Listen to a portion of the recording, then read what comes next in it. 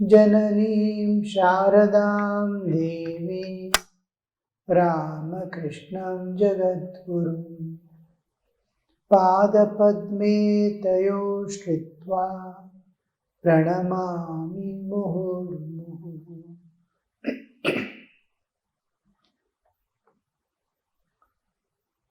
Yesterday we were discussing a little about meditation. To turn inward and dive within. We are accustomed to, from our childhood and all previous lives, we have been seeing the world outside. We are thinking and imagining everything outward way. When we sit and think of anything in the world also, we are facing out. Nothing we turn inward to see. We are absolutely unaccustomed.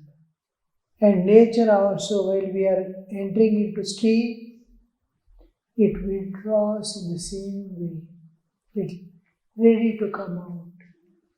Similarly, when we try to meditate, we withdraw like parking a car in reverse way into the garage, ready to go.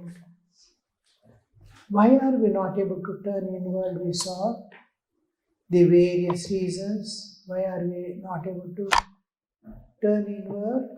Is because three things hold us from turning inward. My relationship, my holding on to the world as mine, something we are, expectations, demands, so many things will be there. And those things we have to see that we do not keep the awareness that for any particular object belongs to me. How to transcend this idea, this world or anything belongs to me, or any property, children, house, family, all this. I, apart from I, mine. Mine in the world holds me. It doesn't allow freely. Instead, nature takes me. To turn inward, we find difficult. One of the ways to transcend this problem is to see divine everywhere. Throughout the day, from morning getting up, try to see divine in every object, every people. Do your duties. Bhavana is different from action. Action may be, you may be the justice in a court. You may have to give death sentence also. It is your duty. There when doing duty, you cannot avoid that. Duty of your life, all aspects of your life you have to do. But don't forget to see divine, the person whom you are going to give the death sentence. Giving death sentence is the will of God. I am being employed here to take the responsibility of the society. I have to give. So, whole actions that you are doing, see that it is in order of law of the society and law of nature. And then try to see divine in every object and in every person. Wherever you see, the divine eyes must be there. So, in this, throughout the day, you are doing your duties, leaving it there, not carrying, not just we do and carry. Carrying is most problem. If I ask anyone about yesterday or day before yesterday, some function happened. If I ask, it will be there in memory. Immediately, We have not yet offered it to divine and forgotten it, or did not record it and forgotten it. Doesn't happen. Because our protection of self-protection, for every bit it records, it keeps in record. So when you try to offer whatever you do, whatever you think, whatever you feel at the feet of God, as oblation, it dissolves away. You should not carry it. It must be anything you want to see of the past, see from the recycle bin. The files must be always empty. All files regarding this world are empty. And in case you need anything, you have to pick up from the recycle bin. So you are safe. The moment nothing disturbs your mind when you try to turn inward. Second thing is bodily enjoyments, bodily condition. Slowly try to become independent of the bodily existence. Always reinsist, I am not this body, I am living in this body. Slowly the inner spiritual unfoldment takes place. Opening you get to enter within and realize what you are really. In sleep, how you separate from the body? Can you separate in the same way? In meditation, it is done. So this achievement, next moment in sleep, you forget the world, forget the body. Similarly, in meditation, if you are unattached to things in the world, do all your duties and offer it to the divine, then and then you are free from all things. Loading is not there. Everything is, whatever you have done is just a knowledge.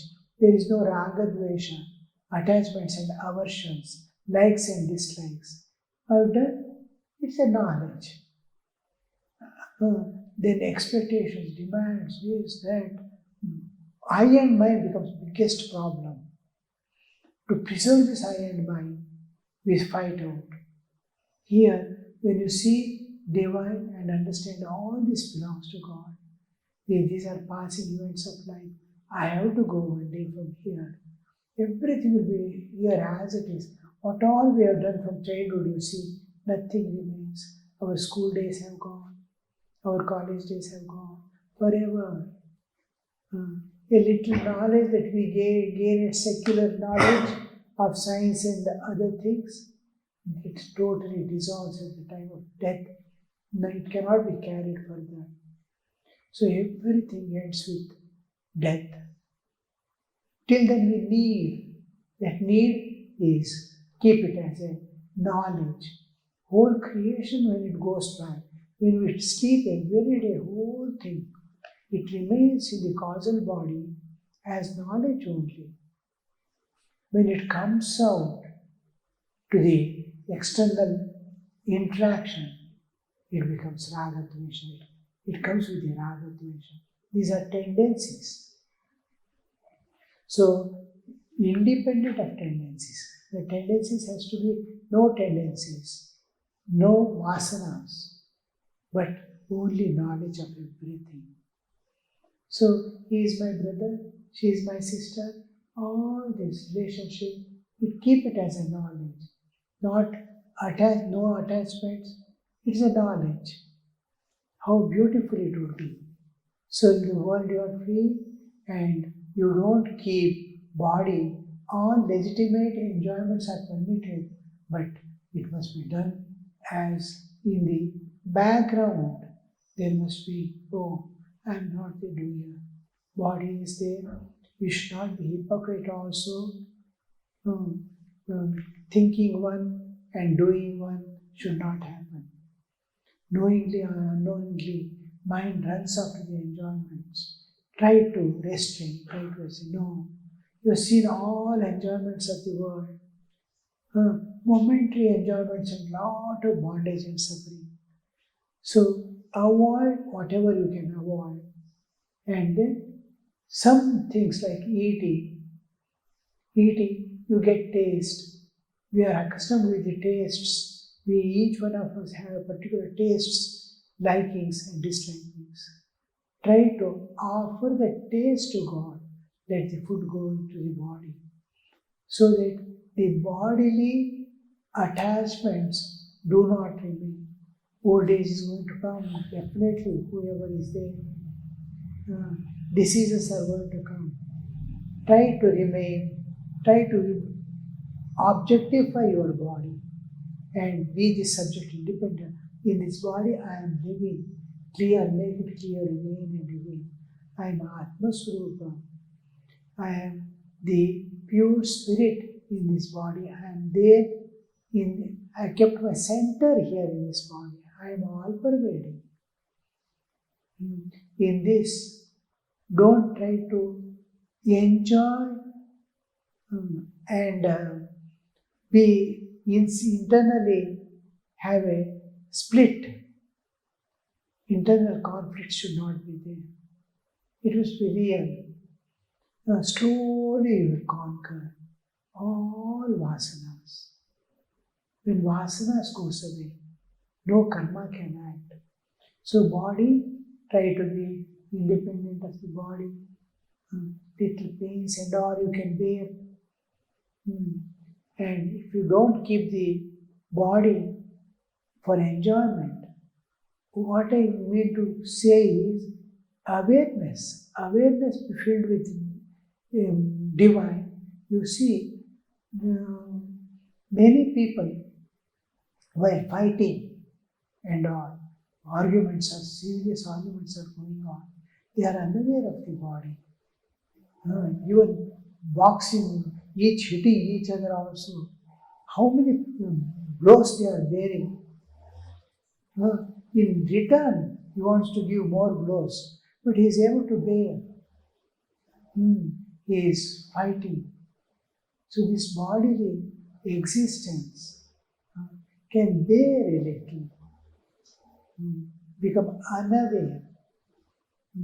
You are out of necessity or out of force, out of nature's tendencies, drives, we may neglect our bodily existence. Can we do it for the sake of God? That is the tapas comes into effect. I bear what all. Now, tapas is mainly to transcend the bodily limits. Now, to transcend the bodily limits means I must be able to forget my body and enter inside. That is the only purpose why we are trying to objectify this body and consider myself to be subject and object. Whenever there is any drawing from the body is going to draw your attention somehow or the other. So try to avoid. Again, fill your awareness with divine. I am divine. Fill your awareness with divine. So that your indweller, the body is there. Then you will be able to slowly turn inward and die. The third thing that obstructs is ego. From morning till night we pass through various people. And we try to hold on to our ego, protect our ego. Anybody telling anything, small harsh words, we are not able to bear. It hits our ego. And that becomes slowly cultivate wisdom. Wisdom is such a thing that it will not allow the ego to shoot up. Ego will be there. The ego is converted into a softer humility. When you practice humility, the ego, be humble. Try to become where there is a competitive spirit. Each wants to present himself to the world and fight out rights, Anybody trying to get a job, first thing he observes is what are my rights? Expression of rights. This is my right. I have right to do. These are all tendencies of the ego. Is holding on to the ego. So humility and service. We in our lives vow of poverty, vow of chastity, vow of obedience and service. These make us free to turn inward. But in case of the outside householders, vow of poverty they don't keep. All belong to everything. What belongs to me belongs to God. I am a treasurer looking after it. I am a appointed, something like appointed to look after this. I am a trustee. This belongs to Lord. Everything, whether it's children, family, job, this, that, everything. You have to move about in the world. You have responsibilities to discharge and see that they don't bind you. When you sit for meditation, you must be able to forget everything and go inside and know yourself. Time is passing. Usual tendency is to feel. Trying to meditate, the tendency is to go into sleep. When the thoughts are removed from the mind, avoiding the world. When I try to sit for meditation, I want to get rid of the world, thoughts of the world. But except thoughts of the world, there won't be any other thoughts because I am not deeply in divine awareness. If I am deeply in divine awareness, the moment the worldly thoughts end, divine thoughts starting coming up. We are accustomed only and we are possessing only worldly thoughts. The moment we see, I try to avoid all the worldly thoughts, I enter into sleep. That should not happen. From the first beginning itself, you must see that sleep doesn't bother you in meditation. Sleep doesn't possess you.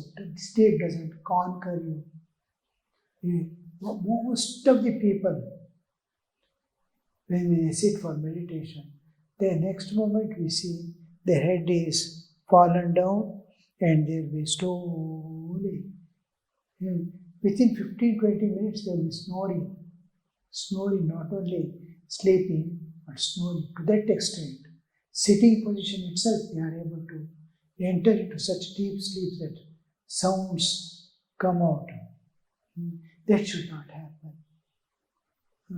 So, we dissociate and turn inward. These are the other obstructions, internal obstructions. World should not disturb. Bodily conditions and body should not disturb. You to go means it must freely leave me. My body, I must be able to freely leave and turn inward and go with him. Just like when I enter into sleep, I must be able to forget the body and enter with him. I am not aware of the world, I am not aware of my body, then I can easily enter into the inner self, where I can reach, in no time I can reach where the Lord is really staying, living in my heart. That spiritual heart I can enter only when I am fully awake, no sleep, I am not aware of this world, I am not aware of the body, in awareness of the divine. In awareness of divine, I am divine, God is divine, and I am fully awake, more awake than the waking state. The negative aspect, when we withdraw in sleep, we are shrinking. In meditation, we are expanding. I must be more conscious than the waking state. In sleep, I am less conscious. Deep sleep, I am still less consciousness. Second stage of deep sleep, I enter into bindu and I expand internally. Till then I am constrained, I am shrinking back. Here in meditation you are expanding with him. As you dive within, you see you are reaching larger and larger space. Many people think, when I meditate in heart, how can I think of such a big God in my heart? I am meditating on Sri Ramakrishna. Ramakrishna, how is this much Ramakrishna is there in me, in my heart, or what? No. You can think of Sri Ramakrishna as Ramakrishna. 5 feet, 8 inches or so. Just like we. Our body, how we look like. Same you can, because you are entering into a space which is expanding. There is no limitations of time and space there when you enter. So you'll be able to, just like in dream world you see, whole world is there within you. You are visualizing the whole world within your mind. Mind is such a small thing, limited as far as you and I am concerned, humans are concerned. Though it's a part of the cosmic mind, I have put a fencing around the mind. So mind becomes limited. In that limited mind, I see the whole world again in the dream world. Because after entering into dream, my expansion is there. Similarly, when I enter into imagination also, it can be of anything. When I try to imagine a huge bus, think I am going to repair it or paint it, imagine in imagination, I will be putting ladder and going up and painting and all that. In imagination, I'm telling you. Such a big bus can stay in my mind, in imagination. Can God, in a human form, to the full extent, can He not be seen within you? You can see. The moment you transcend the body, the limitation doesn't come.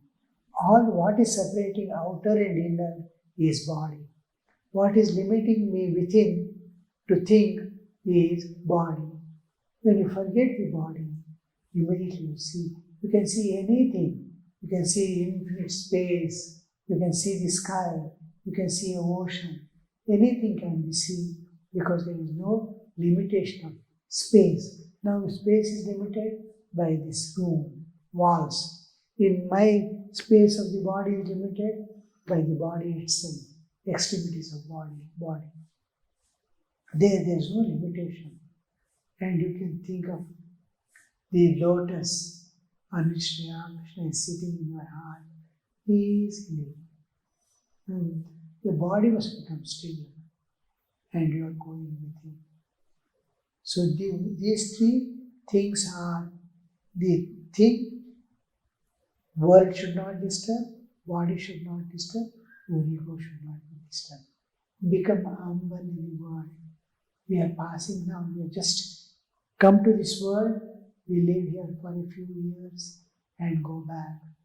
Don't try to hold or don't try to express ego. You may show some places ego. You may have to suppress so that external things do not disturb us. External things do not create pain in us.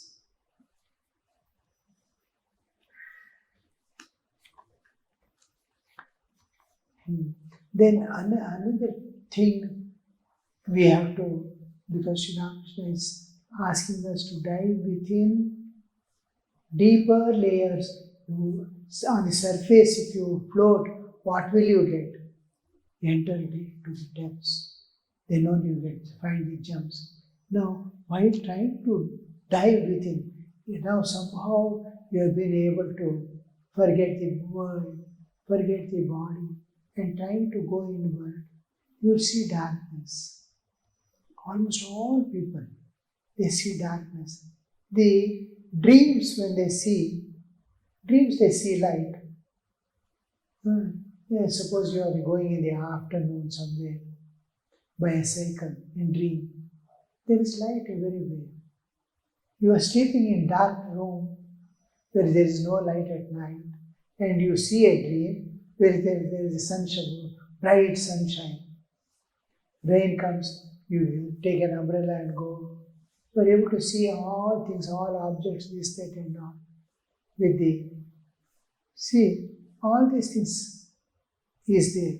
But when we try to meditate, we find how to go, what to do. I am not able to see any light there. I am not able to see any objects there.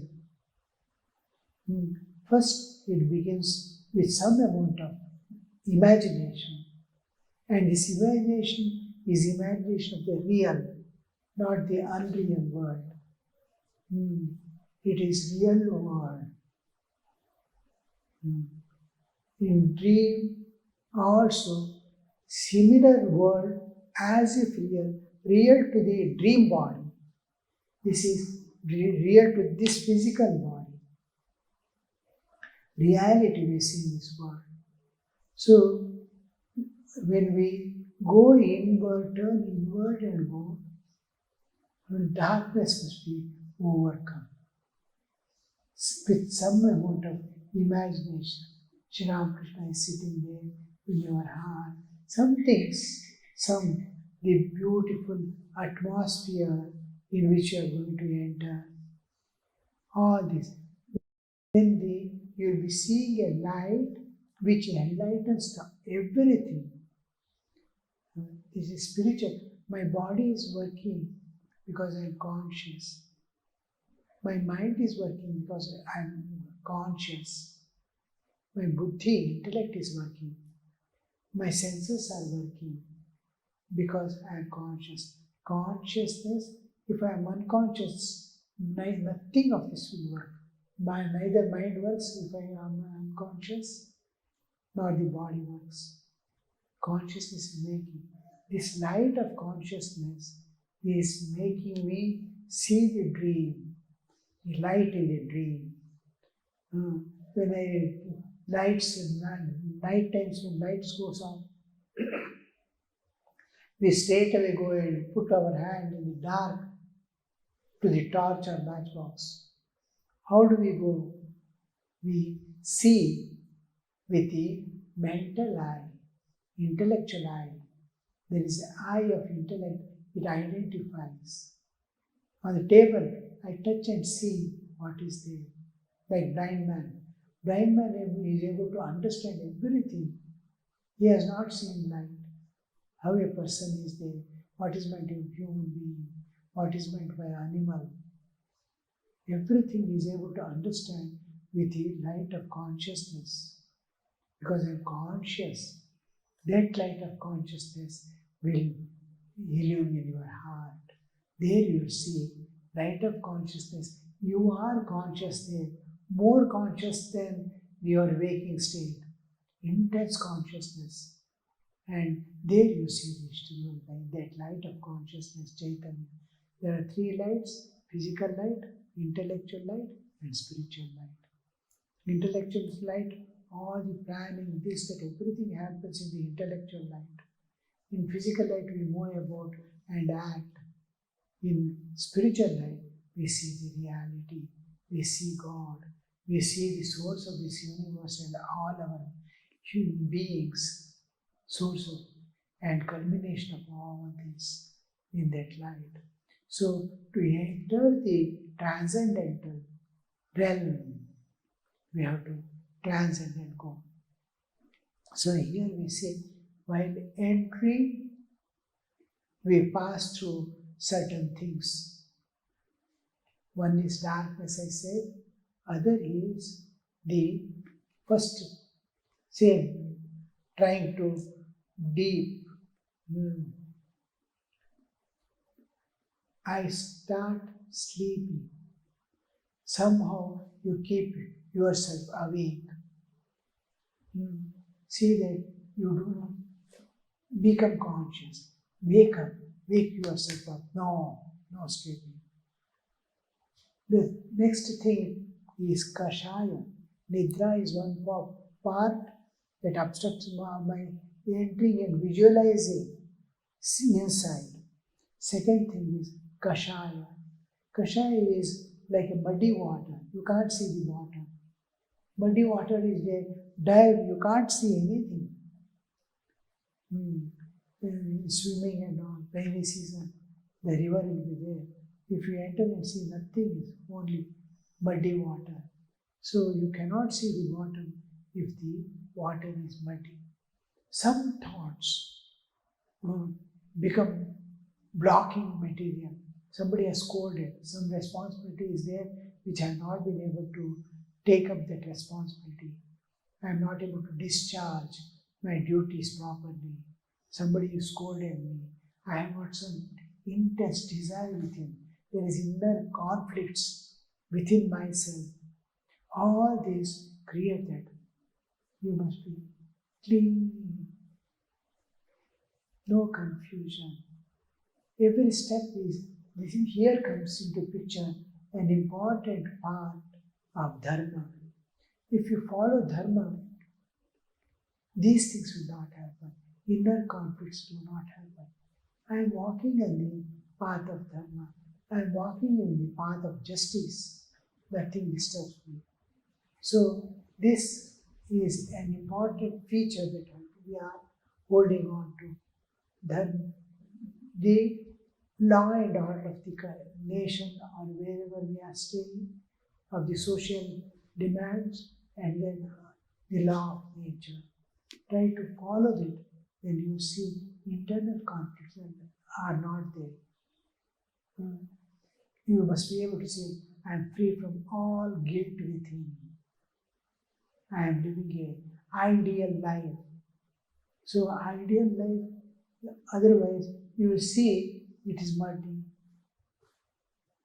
Those things are blocking your vision. You are dejected within yourself. You are not loving yourself.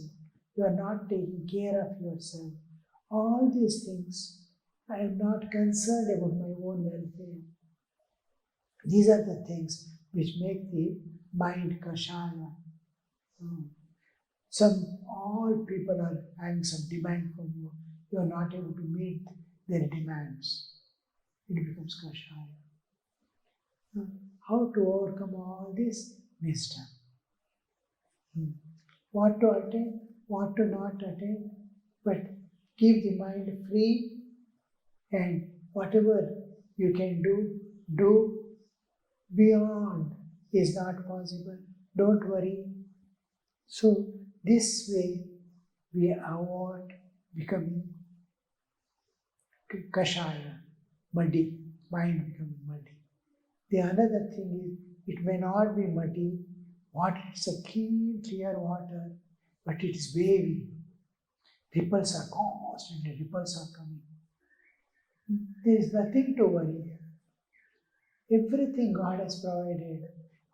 Everything is going on nicely. Work field is going on smoothly. Family is going on smoothly. But my mind is jumping about this and that, here and there. Sitting, you think you feel like I'll go there and see what is there. Something is making you jump about. I want to know that, I want to know this here, I want to go here, there. No need. And go. But let it not be an obstruction in your meditation, in yoga. When you are going to see something, save yourself, protect yourself in the way that meditation is continuing as a meditative attitude you keep. You as if you have split yourself into two parts.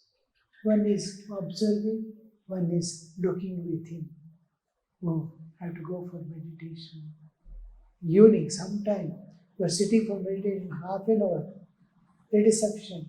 That half an hour, you must be aware at rest of the times that you are not disturbed by that particular thought.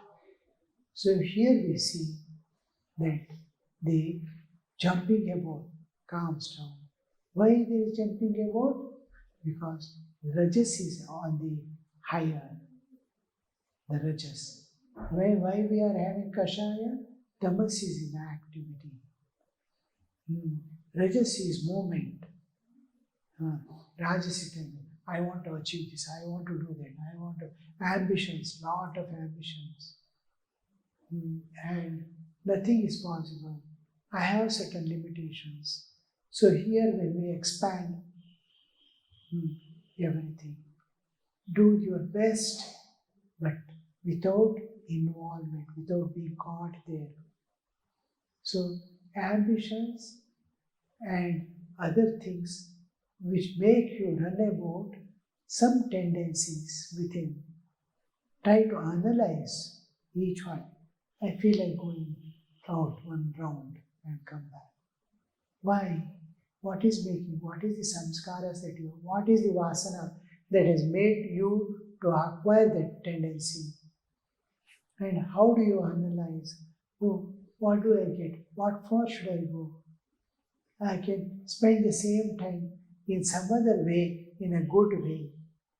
Just meet someone, talk a few minutes here, there, something, come back and sit. Time is gone. That can be avoided. Wherever there is blocking is possible, try to block. Where this needs wisdom, vichara, viveka, discriminate. Discrimination is an important discipline in our path of meditation. To when you discriminate, viveka you use. Oh, this has never given me any happiness. This has never given me. It is just trying to capture me, entice me. So try to drop away. Take something of the saint's life or something which is making you evolve, making you calm down. Slowly, from Rajas, you must come to Sattva. Sattva is knowledge, Rajas is activity and movement. This activity and movement, the necessities of life you cannot avoid. It needs, but unwanted things, wasting time in frivolities of life, all these things, making unwanted funs, laughing at others, thinking, all this can be totally eliminated. Live a beautiful life. Some time in gardening, some time sitting in a park or some calm place and thinking of the divine, reading something. This will help you to always remain in the sattva. Shri Krishna in the Bhagavad Gita says, Nitya Sattvastho Niryoga Kshema Atmavan. You become Nitya Sattvastha. At all time be sattvic. Sattva Rajatama. So from tamas, you avoid tamas, rajas you avoid, and be in sattva always. When you are in sattva, you will see this.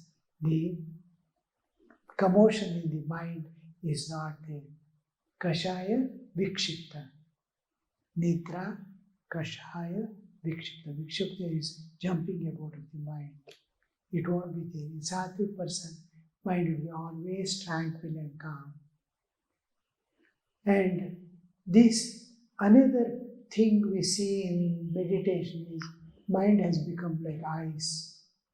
Water has become ice. It is just no nidra, nothing. It has become like a blob, simplicity. No movements. Mind is not functioning, mind is not working. Like a log of wood, he is sitting there. Mind has become ice-like. You can't see the water. You can't move also. This is called moodha. So moodha is one of the obstructions that we find in meditating. Mind must be very fluid. It must be able to imagine God. It must be able to visualize God.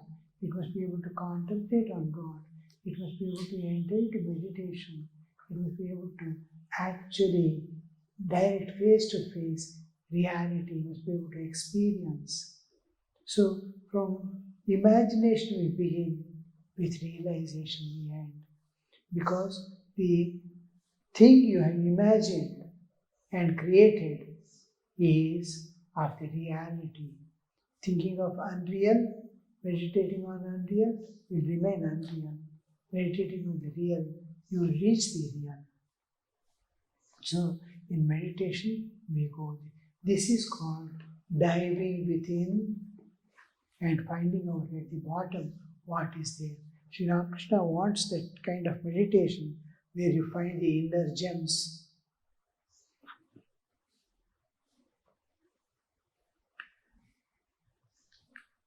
Master said to Brahmo devotees, in meditation, one must be absorbed in God.